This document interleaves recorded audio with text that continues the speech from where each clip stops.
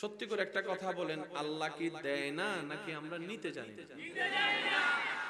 আল্লাহ কি দোয়া কবুল করে না নাকি আমরা দোয়া কবুল করাইতে জানি না? আল্লাহ কি রিজিক দেয় না নাকি আমরা রিজিক রাখতে জানি না? শুনি না, আরো জোরে বলেন।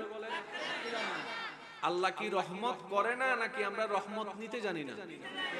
আল্লাহ কি শান্তি দেন না নাকি আমরা শান্তি নিতে জানি না? এবার আওয়াজ দিয়ে বলেন, ব্যর্থতা কাদের, দোষ কাদের, অপরাধ কাদের, গুনাহ কাদের? সব দোষ আমাদের। এই হাজার দোষ দেখো, যিনি দয়া করতে কার্পণ্য করেন না, তিনি আমাদের রহমান, তিনি আমাদের রহিম। যদি সিস্টেম এমন হতো, কেউ যদি একটা গুনাহ করো, চেহারায় একটা তোমার বিচি উঠবে, ফোড়া উঠবে, আজ কারো চেহারার দিকে কেউ তাকাতে পারতাম না। যদি রব সিস্টেম করতেন এটা, আমি রবকে একবার নারাজ করবা, তোমার শরীর থেকে এই ধরনের লক্ষণ দেখা যাবে, যেটা সমাজে প্রকাশ করাটাই লজ্জাকর হবে, দুর্গন্ধ বের হবে। আজকে কেউ কারো পাশে বসতে পারতাম না। হাজার অপরাধ করেও এখনো যে ছায়া তলে বসে আছি রহমতের, এটা রহমানের দরবার বলেই পারছি, আমাদের রব রহিম বলেই পারছি। রব বলে, বান্দা, দুনিয়ার মানুষ অপরাধীদেরকে খুঁজতে থাকে, ডাকতে থাকে, ধরতে থাকে সাজা দেওয়ার জন্য, আর আমি রহমান গুনাহগারদেরকে ডাকতে থাকি ক্ষমা করে দেওয়ার জন্য। সুবহানাল্লাহ। দুনিয়ার মানুষ অপরাধীদেরকে ধরতে থাকে সাজার মঞ্চে পৌঁছায় দেওয়ার জন্য, ফাঁসির মঞ্চে পৌঁছায় দেওয়ার জন্য। রব্বুল আলামিন বলে, আমি শ্রেষ্ঠ শ্রেষ্ঠ পাপীদেরকে সুযোগ দিতে থাকি, ডাকতে থাকি আমার রহমতের দিকে, জান্নাতে একটা ঘর দেওয়ার জন্য। সুবহানাল্লাহ। সেজন্য বুদ্ধিমানরা দুনিয়াও করে, আখিরাত সাজিয়ে, আখিরাত নষ্ট করে ওনারা দুনিয়া সাজায় না। কারণ ওনারা জানে দুনিয়াতে যাই অর্জন করি না কেন, খাবে অন্যরাই। একটু জোরে বলেন না। আজকে এখন আপনার সারা শরীরে যা আছে, কাপড় চোপড়, মোবাইল, টাকা, এই মুহূর্তে আপনি মারা যান, একটা জিনিস আপনার সাথে কবরে দিবে না। আপনার মোবাইলটা আপনার ভাই বোনে নিয়ে যাবে, বউ থাকলে বউয়ে নিয়ে যাবে, আপনার টাকাটা আপনার ঘরের মানুষে নিয়ে যাবে, আপনার কাপড়টা হয়তো আপনার ছোট ভাইয়েরা পড়া শুরু করে দিবে। যা আপনার তাই অন্যের। সেজন্য বুদ্ধিমানরা দুনিয়াতে কোনো কিছুই নিজের মনে করে না। মনে রাখবেন আমার ইমানদার ভাইয়েরা, দুনিয়াতে আপনার আমার বলতে আছে শুধু অল্প জিনিস, একটা আছে আমাদের নিজস্ব বলতে, সেটার নাম হচ্ছে নেক আমল, আর একটা হচ্ছে ঈমান। এই দুইটা জিনিস ছাড়া দুনিয়া থেকে কবরে নেওয়ার মতো আপনার আমার আপন বলতে কোনো জিনিস, আর সবগুলা হচ্ছে অন্যের। বলেন তো সবগুলা কি? সবাই মিলে বলেন, সবগুলা কি?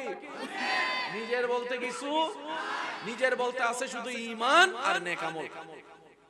সেজন্য বুদ্ধিমানরা ওই দুইটা অর্জন আগে করে, আর এগুলা এমনি এমনি চলতে থাকে। সত্যি করে একটা কথা বলেন, প্রত্যেক মাসে যে ঘরে বাজারটা হয়, যে টাকা দিয়ে, যে পরিশ্রম দিয়ে, আপনার কি ইনকাম করার পরিবেশ না থাকলো আল্লাহ কি খাওয়াইতো না? বলেন না। খাবার থেকে আসলে টাকা দিয়ে আসে। অনেক এমন শিল্পপতি আছে, টাকার কোনো অভাব নাই, টেবিল ভর্তি খাবার আছে, কিন্তু খাবার অনুমতি নেই। একটু বলেন না, বলেন না। হাজার কোটি টাকার মালিক, টেবিল ভর্তি খাবার, খাইতে পারে না। স্যার একটু খান, আপনার জন্য রান্না করেছি, বলে যে না, ডাক্তার নিষেধ করেছে। এটা খান, ডাক্তার নিষেধ করেছে। ওইটা খান, ডাক্তার নিষেধ করেছে। খাবার তো সামনে, পেটে ক্ষুধাও আছে, খেতে তো পারে না। টাকা থাকলে খাওয়া হয় না, রবের ইজাজত লাগে। কথা বলেন ঠিক কিনা? আবার অন্যদিকে দেখেন, টাকা পয়সা তেমন কিছু নাই, নুন দিয়া, ভাত দিয়া, শাক দিয়া খায়া নাকটাই না ঘুমাইতেছে। অনেকে নরম বিছানায় যে শান্তির ঘুম ঘুমাতে পারে না। এমন অনেক বান্দা আছে রোদের মধ্যে, রিকশার মধ্যে, গাছের ছায়ায় বসে লম্বা ঘুম, নাক টেনে টেনে।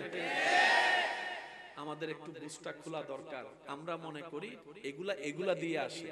আপনি বলতে পারেন টাকা দিয়ে সব হয়, আপনি নিজে প্রশ্ন করেন টাকা দিয়ে কিচ্ছু হয় না, কিচ্ছু হয় না, কিচ্ছু হয় না। ওই টাকার ইনকামের উপর যখন রবের রহমত হয় তখন সেটা দিয়ে অনেক কিছু হয়ে যায়।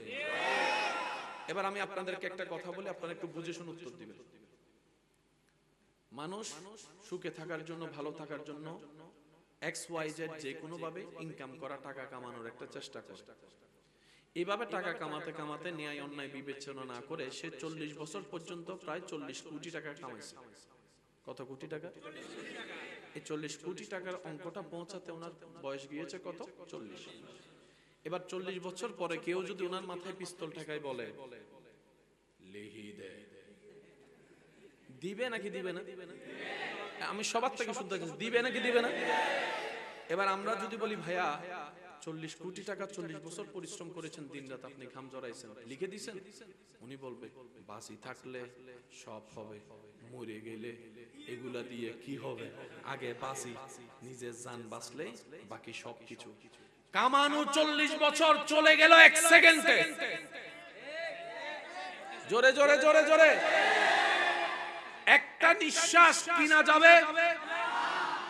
প্রাডু কিনতে পারবেন, ল্যান্ড ক্রুইজার কিনতে পারবেন, মার্সিডিজ টাকা দিয়ে কিনতে পারবেন, একটা নিঃশ্বাস কিনা যায় না, একটা নিঃশ্বাস কিনা যায় না। এমন অনেক মানুষের জীবনে ঘটনা আছে, সারা জীবনের কামানো সম্পদ ওই নিঃশ্বাস কেনার জন্য চেষ্টা করতে করতে আইসিইউর মধ্যে লক্ষ কোটি টাকা খরচ করে ফেলেছে, তারপরও বাঁচতে পারে না। আমাদের অনেক মানুষের এই ধারণাগুলো একটু পাল্টানোর দরকার আছে না নাই? সুখ শান্তি হয় টাকা পয়সাই নয়, রবের রহমতে। রবের, সবাই মিলে বলেন না, রবের। এই রবের রহমত পাওয়ার জন্য আমাদের কিছু কাজ করার দরকার আছে না নাই? এই কিছু কাজগুলোর নামই হচ্ছে ইবাদত। সুবহানাল্লাহ বলবেন না? একটু জোরে বলেন। সুখ শান্তিতে থাকার জন্য একটা জিনিস দরকার, সেটা হচ্ছে রবের রহমত। বলেন রবের। এই রবের রহমতটা পাওয়ার জন্য কিছু কাজের দরকার আছে না নাই? এই কাজগুলাই হচ্ছে ইবাদত, যেগুলা বান্দা করলে রব খুশি হয়, রব খুশি হলে রহমত দেয়। আপনার আমার কাছে মাকে এক গ্লাস পানি দেওয়া এটা সামান্য বিষয়, কিন্তু আপনি যখন রহমতের চোখ দিয়ে দেখবেন এটা সামান্য বিষয় নয়। এমনও হতে পারে আপনার মায়ের অন্তর খুশি করা, বাবার অন্তর খুশি করার আপনার একটা কাজ আপনার জীবনে অনেক বড় বড় বিপদ আল্লাহ পাক ক্যান্সেল করে দিয়েছেন শুধু মা বাবা খুশি হওয়ার জন্য। সুবহানাল্লাহ। ভবিষ্যতে বিপদ ক্যান্সেল করে দিয়েছেন আল্লাহ, বর্তমানে তো আমরা জানিও না, বুঝি না, আমরা তো হওয়ার পরে জানি। কথা বলেন না? আমরা তো কাঁটা ফুটার পরে না বুঝতে পারি কাঁটার ব্যথাটা কেমন, কিন্তু কাঁটা যে ফুটবো সেটা তাকদীরে তো লেখা আছে অনেক আগে। আপনি এদিকে মা বাবাকে খুশি করেছেন, এদিকে আল্লাহ তাআলা আপনার সেই বিপদ কেটে দিয়েছে।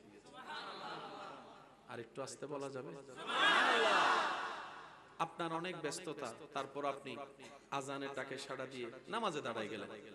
আপনি মনে করছেন এটা আমার দায়িত্ব, নামাজ পড়া আমার দায়িত্ব। আপনি মনে করছেন পড়তে হবে, না হয় জাহান্নামে যাব, আযাব হবে, আর পড়লে সওয়াব হবে। বেশিরভাগ মানুষের যে চিন্তা, আপনি আপনার ডিউটি পালন করতে নামাজে গেলেন, আপনি জানেনও না আপনার রব আপনার মাথার উপর একজন ফেরেশতা দাঁড় করে দিয়েছেন।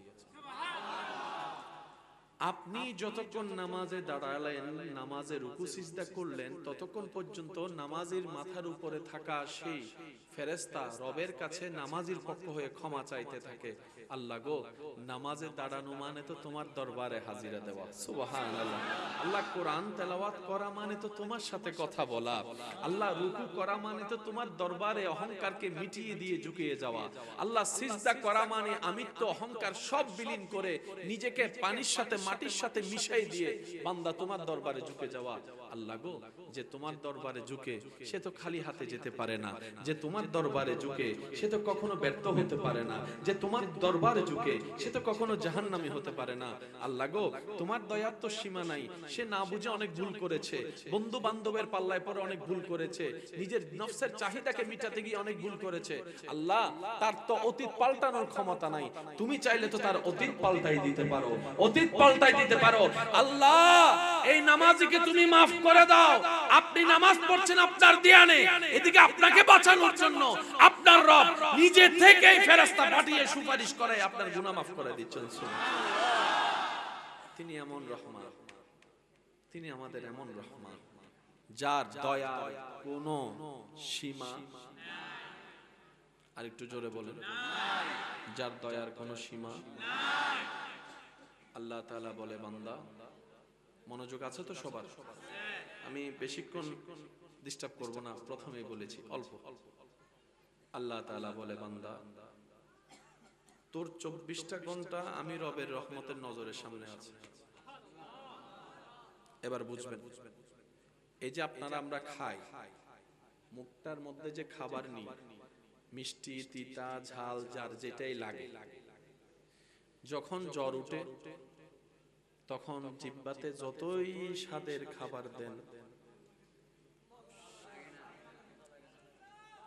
সিডেঙ্গা হতা হতা হতা মুগুর ওয়াদ গিয়ে হয় না, হয় না?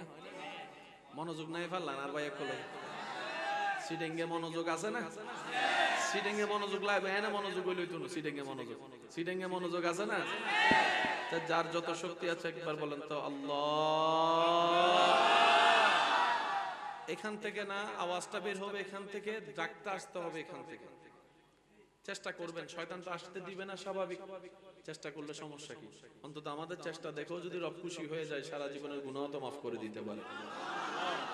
বান্দা হিসেবে রবের রহমতকে স্মরণ করে, রবের দয়াকে স্মরণ করে, রবের অসীম কৃপাকে স্মরণ করে, সে রবের নাম স্মরণে মন দিল লাগিয়ে দিলের গভীর থেকে, হয়তো জীবন এভাবে ডাকা হয়নি, মন ভরে ডাকতে পারিনি নিজের স্রষ্টাকে, উনি বারবার ডেকেছেন, কে আছিস ক্ষমা চাওয়ার, ক্ষমা চা, আমি ক্ষমা করে দিতে রাজি আছি। উনি বারবার ডেকেছেন, কার রিজিক দরকার, আমি রবের কাছে চা, আমি তো রিজিকের মধ্যে বরকত করে দিব। আমাদের পক্ষ থেকে ডাকার মতো ডাকা হয়নি। আজকে একটু চেষ্টা করব দিল থেকে ডাকার জন্য নিজের স্রষ্টাকে, নিজের রহমানকে, নিজের রহিমকে, নিজের গফফারকে, যিনি হাজার পাপের কথা জানার পরও সেই পাপগুলাকে গোপন করে রেখেছেন, সমাজ থেকে, পরিবার থেকে আমাদেরকে ইজ্জতে রেখেছেন। ওই রবকে মনের গভীর থেকে শ্রদ্ধা ভালোবাসা নিয়ে একবার ডাক দেন, আল্লাহ ইয়া আল্লাহ ইয়া আল্লাহ ইয়া আল্লাহ ইয়া আল্লাহ ইয়া রহমান ইয়া রহিম ইয়া করিম ইয়া গফফার ইয়া সত্তার ইয়া মালিক ইয়া আজিজ ইয়া রহমান ইয়া আল্লাহ ইয়া আল্লাহ ইয়া আল্লাহ। আল্লাহ ও গো আল্লাহ,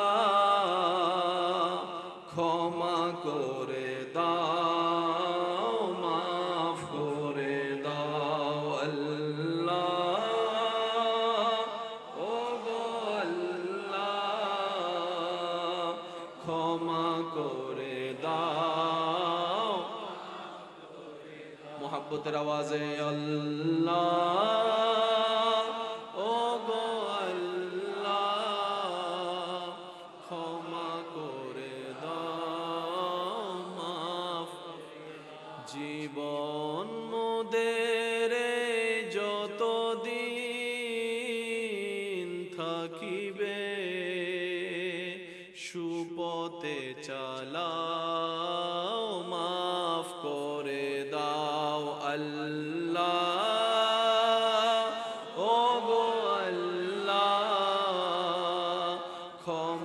করে দাও, মাফ করে দাও আল্লাহ, ও গো আল্লাহ ক্ষমা করে দাও। উচ্চ আওয়াজ একবার বলেন আমিন। কষ্ট হচ্ছে না তো আমার ভাইদের?